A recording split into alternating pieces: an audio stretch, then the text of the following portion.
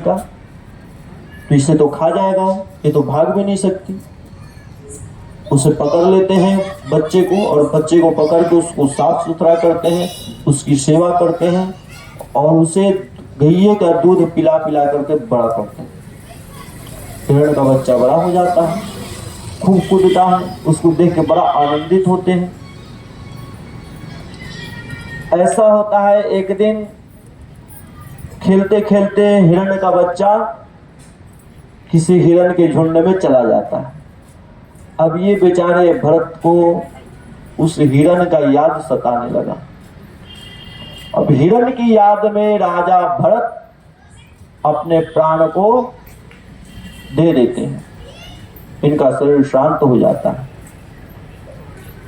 हिरण के शोक में, हिरण के चिंतन में भरत का प्राण निकलने के कारण राजा भरत को दूसरा जन्म हिरण का लेना पड़ा। ये दोनों कथा आपको ये संकेत करता है कि हम अपने बुद्धि को वही लगाए जिसका चिंतन, उसी का चिंतन करें, जिसके चिंतन करने से मृत्यु पर भी हमें दुख न हो। मृत्यु के बाद भी पुनर्जन्म जो है उसमें हमें किसी दूसरी योनि में न जाना पड़े, कम से कम मनुष्य अवश्य बने। राजा भरत हिरण के चिंतन में अपने प्राण को गंवा देते हैं, जिस कारण इनको दूसरा जन्म हिरण का लेना पड़ा। लेकिन भगवान की कृपा से, भक्ति के प्रभाव से ये अपनी पुरानी यादों को खोए नहीं थे। पुरानी सारी बातें इन्हें याद थी। अब इन्होंने सोचा कि ये मृग का तो योनि मिल गया, ये भी ज्ञात था कि ये मृग का योनि क्यों मिला हमें। अब ये ऐसा कार्य करने लगे कि जल्दी प्राण अंत हो जाए। ऐसा कार्य करते करते इनका मृग योनि से भी एक दिन मुक्ति मिल जाती है।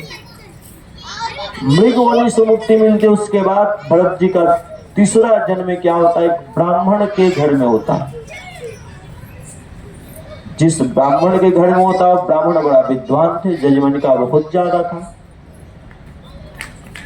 अब क्या होता है कि भरत जी 4 भाई,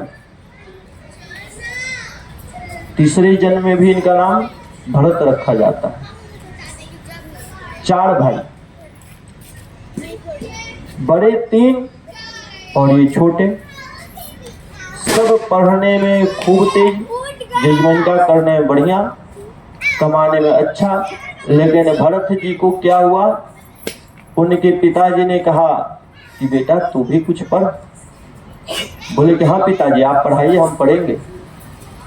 ब्राह्मण को गुरुकुल जाने की आवश्यकता नहीं होती थी, क्योंकि उनके पिता खुद ही ज्ञानी रहते थे, वो बताते थे, सीख लेते थे।